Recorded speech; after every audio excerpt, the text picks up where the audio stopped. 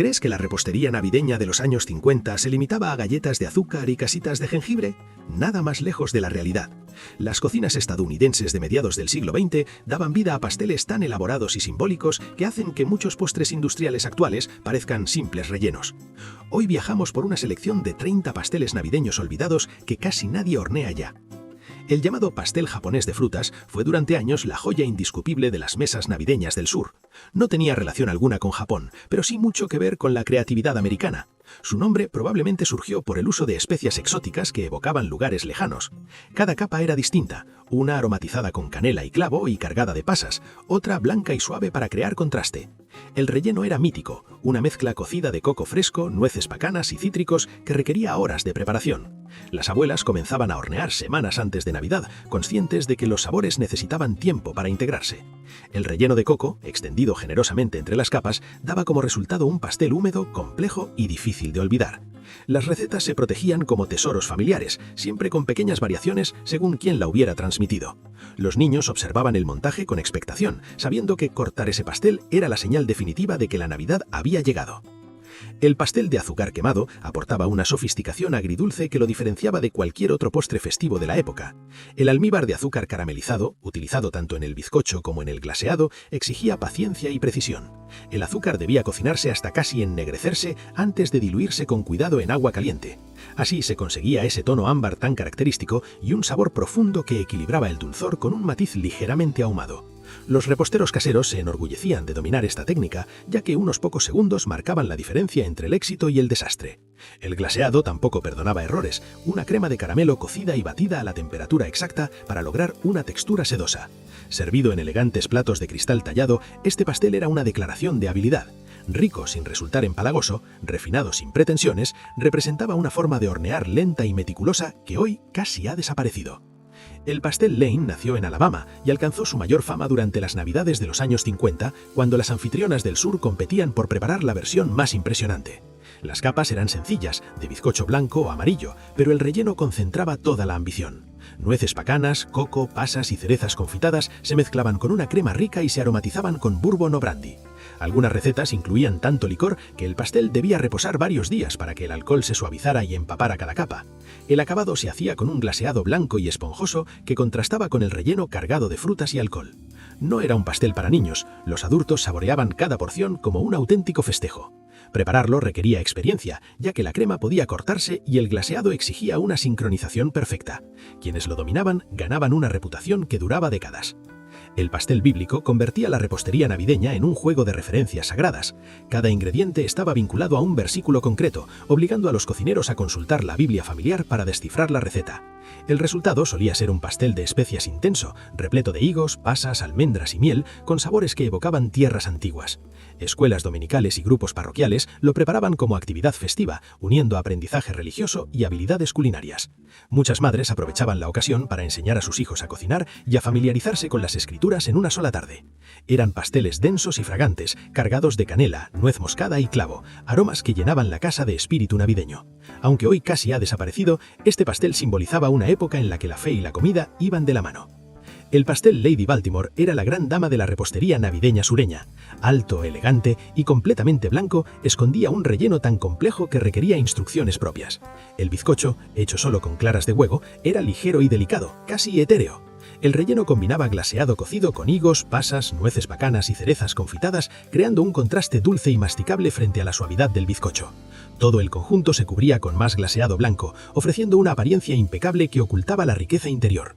Inspirado en una novela de Owen Wister, este pastel se convirtió en símbolo de hospitalidad elegante y celebraciones refinadas. Las anfitrionas comenzaban a prepararlo con días antes, sabiendo que cada parte requería cuidado. Al cortar la primera porción, el relleno quedaba al descubierto y provocaba suspiros entre los invitados. El pastel de frutas blanco ofrecía una alternativa más ligera a los densos pasteles oscuros tan comunes en aquellas décadas. Al prescindir de melaza y especias intensas, este pastel claro incorporaba piña confitada, pasas doradas, almendras blanqueadas y cerezas de tonos suaves. Al cortarlo parecía una escena invernal, con frutas brillantes destacando sobre una miga pálida. Las frutas secas se dejaban en remojo en brandy durante días para potenciar su sabor. La masa debía mezclarse con cuidado para repartir el peso sin perder aire. A menudo se horneaba en moldes decorativos, se envolvía en tela empapada de licor y se dejaba madurar durante semanas. El reposo transformaba el pastel, suavizando el alcohol y enriqueciendo el sabor. Servido en finas rebanadas sobre platos de cristal tallado, aportaba un toque de distinción a cualquier celebración. El pastel de nuez de nogal era un tesoro regional que aprovechaba frutos silvestres recolectados en otoño. En las zonas donde abundaban estos árboles, las familias pasaban fines de semana enteros rompiendo cáscaras durísimas para extraer pequeñas nueces de sabor intenso. Eran más complejas y ligeramente amargas que las nueces comerciales, ideales para hornear. El pastel solía ser un bizcocho mantecoso o especiado con las nueces integradas en la masa y decorando el glaseado. Algunos llevaban cobertura de azúcar moreno o caramelo, realzando su dulzor terroso. La recolección era una tarea comunitaria que reforzaba la conexión con la tierra. Hoy, al ser tan difíciles de encontrar, este pastel navideño casi ha desaparecido. El pastel de manzana en capas nació en las montañas Apalaches como una tradición comunitaria. Cada vecino aportaba una capa fina, similar a una galleta, elaborada con una masa sencilla enriquecida con melaza o sorgo. Entre capa y capa se extendía un relleno espeso de manzana seca cocida con especias hasta volverse oscuro y pegajoso. Una vez montado, el pastel se envolvía y se dejaba reposar varios días para que la humedad suavizara las capas. En bodas, el número de capas simbolizaba la popularidad de la novia. En Navidad, estas torres podían alcanzar 8 o 10 niveles, reflejo de la unión vecinal. Su sabor recordaba más a una mantequilla de manzana especiada que a un pastel clásico. El pastel de mermelada convertía ingredientes sencillos en un postre festivo. La mermelada de mora era la más común, mezclada con una masa de suero de leche, especias y en ocasiones cacao. Aportaba dulzor y humedad, haciendo el pastel tierno incluso para manos inexpertas. El glaseado de caramelo era el acompañamiento ideal, con notas tostadas que combinaban a la perfección con la fruta. Cada familia usaba la mermelada que había conservado en verano, por lo que el sabor variaba cada año. Era una forma deliciosa de aprovechar hasta el último tarro. El pastel de sorgo debía su carácter al sirope oscuro que endulzó durante décadas las mesas rurales del sur y el medio oeste. Antes de que el azúcar refinado fuera accesible, el sorgo se cocía hasta obtener un sirope espeso. Los pasteles resultantes tenían un dulzor profundo, con notas de caramelo, humo y un matiz único imposible de replicar. Jengibre, canela y clavo equilibraban su intensidad. A menudo se usaba suero de leche, que reaccionaba con la acidez del sorgo creando una miga suave. Preparar estos pasteles conectaba a las familias con su herencia agrícola. Aunque el sirope aún existe, los pasteles que lo hicieron famosos casi han caído en el olvido. El pastel de coco reinaba como el postre navideño más solicitado en todo el sur de Estados Unidos. Sus capas blancas como la nieve y su abundante cobertura de coco fresco lo convertían en una auténtica imagen invernal. Prepararlo implicaba abrir cocos reales y rallarlos a mano, una tarea laboriosa que ofrecía un resultado incomparable, hebras dulces y jugosas muy lejos del coco seco envasado. 3 o 4 capas suaves se unían con un glaseado cocido de 7 minutos, ligero como una nube, y luego se cubrían por completo con coco recién rallado. Este debía aplicarse mientras el glaseado aún estaba pegajoso, presionándolo con cuidado hasta que el pastel pareciera una bola de nieve. Algunos cocineros perforaban las capas y las empapaban con leche de coco fresca para aportar aún más jugosidad. El pastel terminado se exhibía en el soporte más elegante de la casa, a menudo una base de plata reservada exclusivamente para la Navidad. Los niños aprovechaban cualquier descuido para pellizcar trocitos de coco dulce de los laterales. Los pasteles de coco actuales rara vez alcanzan ese nivel de dedicación. El pastel Red Velvet se convirtió en una auténtica estrella navideña durante los años 50. Sus llamativas capas de color rojo intenso lo hacían perfecto para las celebraciones. El tono original surgía de la reacción entre el cacao y el suero de leche ácido, produciendo un matiz rojizo suave que muchos reforzaban con zumo de remolacha o colorante. Su textura era inconfundible, delicada, de miga fina y con un ligero toque ácido gracias al suero y al vinagre de la masa. El glaseado de queso crema se impuso como el acompañamiento clásico, equilibrando con su frescura el leve sabor a chocolate. El Hotel Waldorf Astoria ayudó a popularizar esta receta y pronto los hogares de todo el país empezaron a preparar sus propias versiones. Cortar un Red Velvet siempre era un momento impactante, con el rojo brillante contrastando con el blanco del glaseado. Muchas madres lo reservaban para la comida de Navidad, conscientes de que su sola apariencia causaría sensación. El pastel de nuez negra celebraba uno de los frutos más intensos y controvertidos de América. Su sabor potente dividía a las familias entre auténticos apasionados y quienes lo evitaban por completo. Las nueces negras crecían silvestres en el este del país y recolectarlas era una tarea ardua que dejaba las manos teñidas durante semanas. Su aroma recordaba al vino, con notas ahumadas y terrosas imposibles de encontrar en las nueces comunes. Se incorporaban generosamente a masas mantecosas y se presionaban sobre glaseados de caramelo o queso crema. Su fuerza hacía que bastara poca cantidad, aunque los verdaderos fans cargaban el pastel al máximo. Para las familias rurales, estas nueces eran un tesoro reservado solo para ocasiones especiales como la Navidad. El resultado era un pastel denso y profundo, ideal para cortarse en finas porciones y disfrutarse lentamente. Aunque aún existen, el esfuerzo que requiere obtenerlas ha hecho que este pastel sea cada vez más raro. El pastel de ciruelas pasas fue durante años un clásico navideño, hoy injustamente olvidado por prejuicios modernos hacia este fruto seco. Las ciruelas se cocían hasta ablandarse, se trituraban y se integraban en una masa especiada que daba lugar a uno de los pasteles más jugosos que se podían imaginar. Canela, nuez moscada, pimienta de Jamaica y clavo impregnaban la cocina con aromas festivos. Las ciruelas aportaban una dulzura profunda y compleja, además de una textura densa y satisfactoria. El glaseado tradicional era de caramelo con suero de leche, cuyos tonos tostados armonizaban con los sabores del fruto.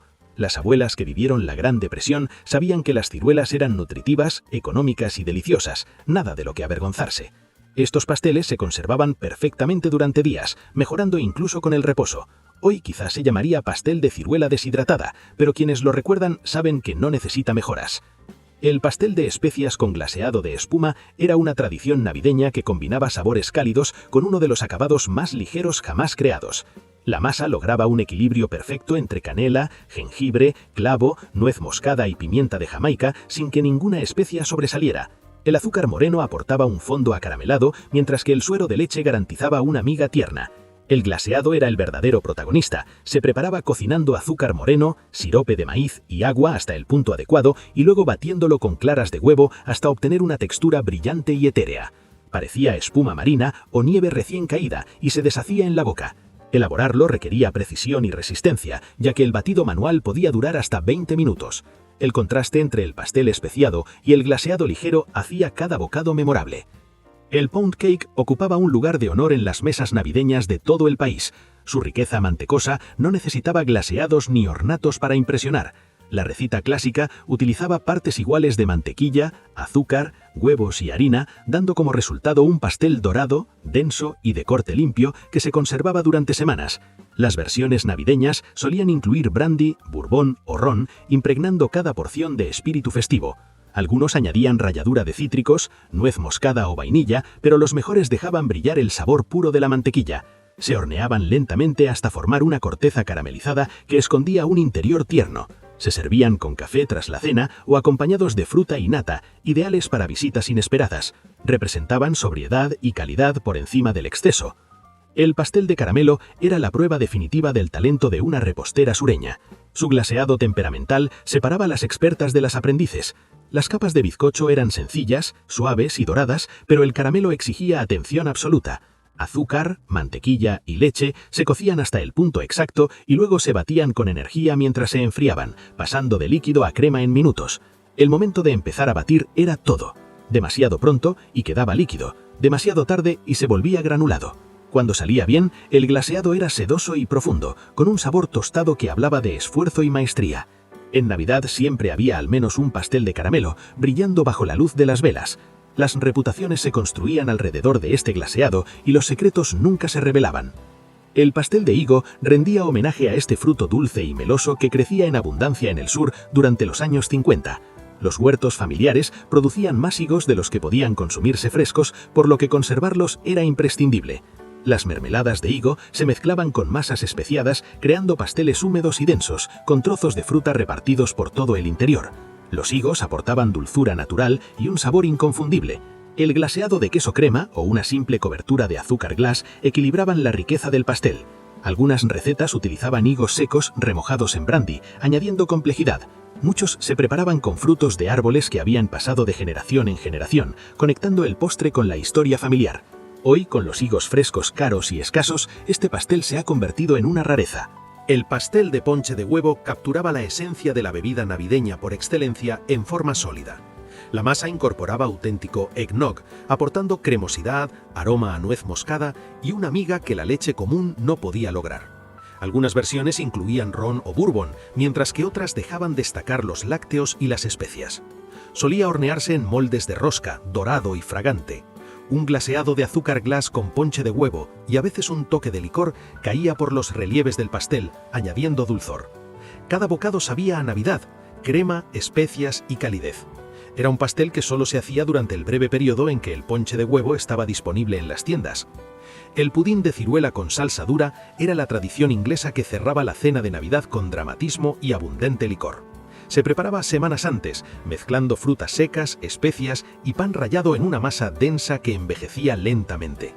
El día señalado se cocía al vapor durante horas, se volcaba en una fuente y se empapaba en brandy, que se encendía para crear llamas azuladas sobre su superficie oscura mientras los invitados aplaudían.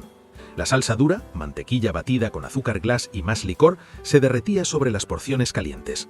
Encontrar la moneda o el amuleto escondido en el interior traía buena suerte. Las familias con raíces inglesas mantuvieron esta costumbre durante generaciones, transmitiendo la receta con cuidado. Con el tiempo, el trabajo que exigía y la preferencia por postres más ligeros hicieron que desapareciera. Representaba una Navidad que premiaba la paciencia y el esfuerzo. Las hojas de diente de león con tocino formaban parte de las mesas navideñas en comunidades donde la recolección silvestre complementaba lo que daban los huertos y los salarios. Las hojas amargas se recogían a finales de otoño o principios de invierno y se cocían lentamente con tocino hasta quedar tiernas. La grasa suavizaba el amargor y aportaba profundidad. Estas verduras ofrecían vitaminas que los productos almacenados habían perdido tras meses en la despensa, mientras el tocino sumaba energía y saciedad. Algunas familias añadían vinagre o salsa picante, otras preferían la simplicidad. Aunque a los niños no les gustaba su sabor, los adultos valoraban su aporte nutritivo en meses de escasez.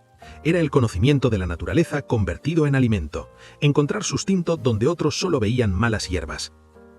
El dulce de patata parecía una idea equivocada, pero sabía a milagro. Nacido en cocinas de los Apalaches, partía de una simple patata cocida y machacada. Se mezclaba con azúcar glass hasta formar una masa flexible, se extendía y se cubría con crema de cacahuete antes de enrollarla como un brazo de gitano. El resultado era un caramelo suave, con espirales dulces que se deshacían en la boca. Era un favorito navideño en familias con pocos recursos, prueba de que incluso el ingrediente más humilde podía transformarse en algo especial. Los niños cortaban rodajas y se las comían antes de que endurecieran del todo. Era un dulce nacido de necesidad e imaginación, quizá poco refinado para los estándares actuales, pero tan valioso entonces como cualquier caja de bombones. Las manitas de cerdo en vinagre eran una delicia navideña que convertía despojos en algo apreciado. Durante la matanza de diciembre nada se desperdiciaba. Las patas se limpiaban a fondo, se hervían con laurel y pimienta y luego se colocaban en grandes recipientes cubiertas de vinagre especiado con ajo. Reposaban durante semanas hasta que el vinagre ablandaba la carne y la gelatina. Se servían frías en la mañana de Navidad y se comían con las manos, con la carne desprendiéndose del hueso. En las zonas rurales del sur simbolizaban la economía elevada a tradición. El sabor ácido equilibraba las comidas abundantes de las fiestas y enseñaba a los niños que no eran restos, sino manjares. La ensalada Waldorf aportaba frescura y elegancia a las mesas navideñas. Manzana, apio y nueces se mezclaban con mayonesa y se servían sobre hojas de lechuga. Creada en el Hotel Waldorf Astoria en Nueva York, se popularizó en los hogares como símbolo de refinamiento. Las manzanas se cortaban pequeñas para equilibrar su acidez con la cremosidad de la salsa. Algunas versiones añadían uvas o pasas, otras mantenían la receta original. Se preparaba justo antes de servir para evitar que la fruta se oscureciera. Representaba la fascinación de la época por reproducir en casa platos de restaurantes famosos. Con el tiempo fue reemplazada por ensaladas más ligeras. La crema hervida fue la antecesora discreta del ponche de huevo, una bebida postre que marcaba el inicio de las celebraciones navideñas en el sur. Espesa y selosa, se elaboraba con leche, azúcar y huevos cocidos lentamente hasta perfumar la cocina con vainilla.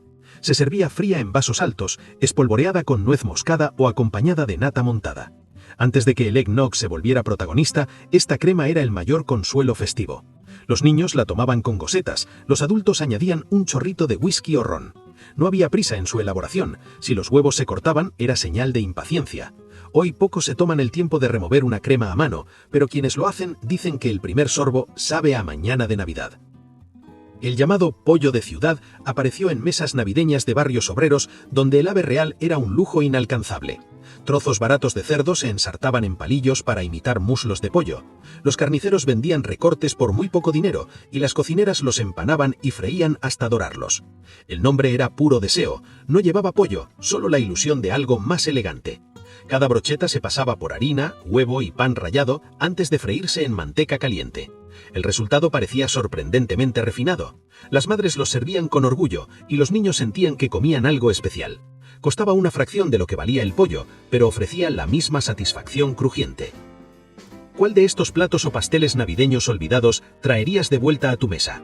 Comparte tus recuerdos en los comentarios y suscríbete a Vivir como antes para no perderte más viajes por la deliciosa historia gastronómica de Estados Unidos y otros lugares del mundo.